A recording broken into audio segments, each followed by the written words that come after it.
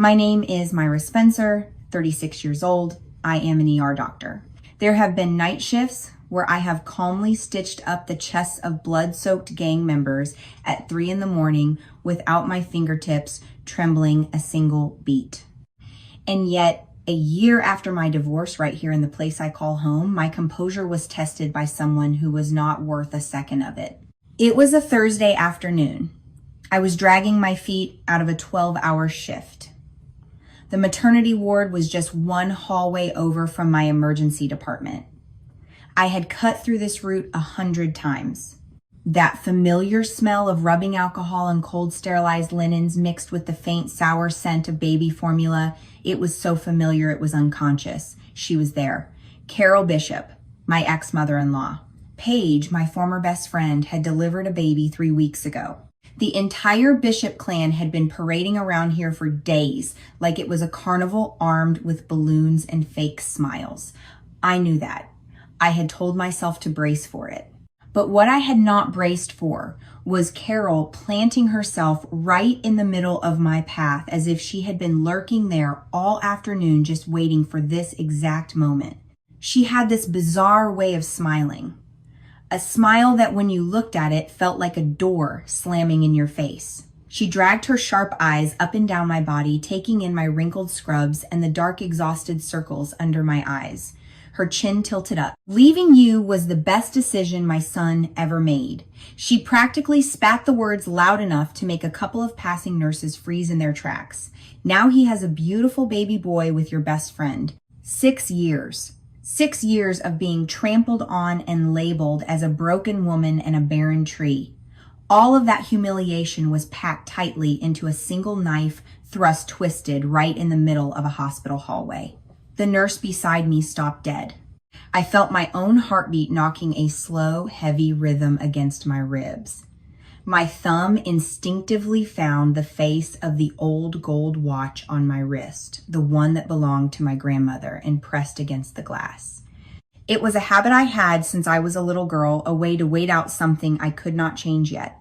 I did not blink. My gaze was as flat and steady as a dead man EKG. Is that what you really believe? I asked, my voice feather light but razor sharp. Carol blinked rapidly. The calmness threw her off. She was starving to see me break down, scream, or at least turn and run away. I did not give her that privilege. She had no idea that right at that very second, I had just pushed the button on a machine designed to crush her lies to dust. Let me back up before everything went to hell. I grew up in a poor farming town in southern Ohio. The kind of place where one family business today becomes another family morning prayer tomorrow. My mother cleaned houses. My dad drove a feed truck until his spine literally gave out. I worked 2 jobs simultaneously just to pay my way through medical school. I hammered a life philosophy into my own head. Keep your head down, work hard, stay quiet, and the truth will eventually speak for itself. People will eventually see who you really are. That was how I became a damn good doctor. In the ER, you do not have the right to panic. You do not get the time to explain yourself. You just save the fading life lying on the table in front of you. The hospital was the one place on earth where nobody dared to call me useless. But life outside those walls was a different story. I married Mark Bishop when I was 28. He was charming, the kind of guy who knew exactly how to make you feel like the most special person in the room. Back then, I thought I was the luckiest woman alive. We desperately wanted a baby. 2 years dragged by. The silence in our house started to thicken, sucking the oxygen out of the rooms. I suggested we get tested. Just routine blood work. Mark flat out refused. At first, he laughed it off, but then he got hostile. He claimed Bishop men never had those kinds of problems. He gave me a self-righteous lecture about faith and about leaving it in God's hands. I pushed a few more times and then I let it go. You just cannot drag a grown man into a clinic kicking and screaming. I went and got tested by myself. The results were completely normal. I sat in my car staring at the black ink on the white paper. If it was not me, then why? Mark had already started the whispers, first with his mother, that maybe the problem is Myra. Carol, a widow who had sacrificed her entire youth to raise her golden boy, grabbed onto that life raft instantly. If her son was perfect, the fault absolutely had to lie with that defective woman he married. The cruelty started small. A sympathetic sigh at a church potluck. A gentle, condescending pat on the arm. Poor Mark, he wants a baby so badly. Then it grew teeth. Carol started openly introducing me to newcomers with a tone dripping in charity. This is Myra, my daughter-in-law. She is a doctor, you know. Such a shame about the children, though. And then came the most vicious catchphrase she ever pinned on my life. Some women just are not built for it. The humiliation, the shame, my throat burned with it, but I chose to stay quiet. I was stupid enough to believe my endurance would protect our marriage. Meanwhile, there was Paige, my best friend since we were 15, the girl who wore a teal bridesmaid dress and cried her eyes out at my wedding. Whenever I broke down over the gossip, Paige would bring wine to my house, sit on my sofa, and feed me the most compassionate sounding garbage. You are so successful, Myra. Maybe motherhood just is not your path. Do not let your mother-in-law get to you. You are whole even without a baby. Looking back, it makes me sick to my stomach. All those sweet words were just hooks digging deeper into my wounds. I was too blind to notice her flirtatious glances darting toward my husband. I did not realize she had started knowing Mark's schedule better than I did. People like Paige do not steal your life all at once. They borrow it piece by piece until one day you wake up and they are wearing your life like it belonged to them all along. And then the day came. Mark filed for divorce on a Tuesday. I came home from work to find a cold manila envelope tossed on the kitchen island and his closet completely empty. By the weekend, he had moved in with Paige. The town wrapped the story up in a neat little bow. Myra was too cold. Myra was married to her job. Myra was barren. A man needs a real family, does he not? Carol broadcasted it to every parish in the county. Paige played the silent, innocent angel. And me, I swallowed the blood in my mouth. But you know what? Silence does not buy you peace. It just gives the monsters a free pass. My personal life shattering was one thing, but when those filthy lies crawled into the hospital, touching the one thing I had bled to build my career, a line was crossed. I had built the entire emergency protocol for this county. The ER director position was practically in my pocket until the board started their review. They said Dr. Spencer's personal life is highly unstable. There are concerns about her judgment under pressure. I heard from her ex-husband family that she has psychological issues due to her infertility. The director title was handed to someone with half my skills. They told me it was a difficult decision. It made me nauseous.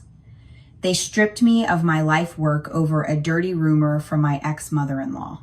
That night, I sat numb in my car in the hospital parking lot, and it finally clicked. The price of silence was way too high, and the people out there were casually spending my reputation to buy their own comfort. I tracked down Ruth Calloway, an older lawyer with reading glasses slipping down her nose, working out of a cramped office above a hardware store. She smelled like old paper and stale coffee. I told her everything. Ruth looked at me, her eyes sharp as scalpels. What you are dealing with is defamation, but I will be straight with you. It is incredibly hard. You lost a promotion, you lost income, that is real damage. But to win, you have to prove their words are lies. They will lean on the claim that you really are infertile. If we go to court, you will be stripped bare for the whole town to scrutinize. I gripped my wrist tightly and asked, and if I do it? She replied, then they will have to open the door so we can scrutinize the other guy too. You cannot ask a court to only open a door halfway. That was when a memory hit me. 7 years ago. There was a day Mark drove to the city for a routine physical. He was gone the entire day. When he came back, his face was ashen. He was irrationally irritable and drank whiskey like water. When I asked him about it, he snapped, calling the doctor a quack. From that day forward, he strictly forbade any talk of fertility testing. And it was right around that time the rumors about my body began, I told Ruth. Her eyes lit up. The defamation suit was filed. The town exploded. Carol went around screaming that I was a bitter, vindictive madwoman. Mark lawyer arrogantly fired back, stating the rumors are the truth and Myra Spencer is indeed infertile. They walked right into the trap. The second they filed that Ruth petitioned the court to compel Mark medical records for cross-examination, needless to say, they fought back like cornered animals. They cited privacy rights and threw every legal roadblock they could find to keep that file buried. But the judge slammed the gavel. The day the sealed medical file arrived at Ruth's office, I was not there. But when Ruth called me in and I looked at the single piece of paper pulled from a thick stack of heavily redacted documents, I felt like someone had pumped my lungs with so much air they were about to burst. The medical conclusion from 7 years ago was azoospermia. Male infertility. 0 sperm count. Absolutely 0 chance of fathering a child. Naturally. 6 years. 6 years I was dragged through the mud and used as a human shield for a pathetic man, fragile ego. He knew his body was broken and he casually draped that death sentence over my head. But wait, before the vindication could even settle, an icy jolt of electricity shot down my spine. If Mark was sterile 7 years ago and he never received treatment, then whose 3-week-old baby boy was the Bishop family throwing a party for? A chill washed over me as I remembered a midnight text Paige had sent me just days ago. Please do not do this. Think about the baby. She was not terrified I would hurt Mark. She was terrified I was going to dig up the grave hiding her own filthy secret. While she was stabbing me in the back to sleep with Mark, Paige was also sleeping with someone else, a guy named Daniel. When she saw that Mark, a guy with money and a house, was willing to dump his wife for her, Paige blocked Daniel's number, hid the pregnancy, and let Mark take the fall as the proud father. I did not seek revenge by spreading gossip. I let the law do its job. The hearing took place on a freezing morning.